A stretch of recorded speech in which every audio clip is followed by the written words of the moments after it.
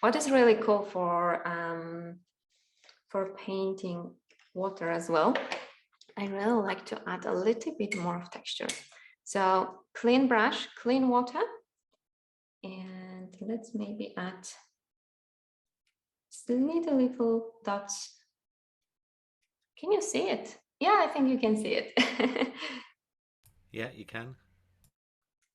So that's something I really like to add for water because it just gives a little bit more of texture, and it's also something I think just more interesting than just having a very flat surface.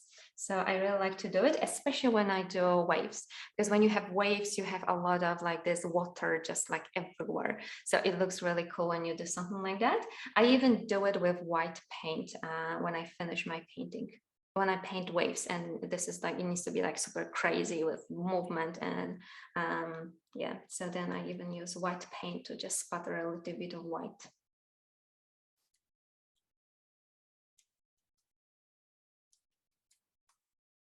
Okay, maybe that's enough. I think that's enough.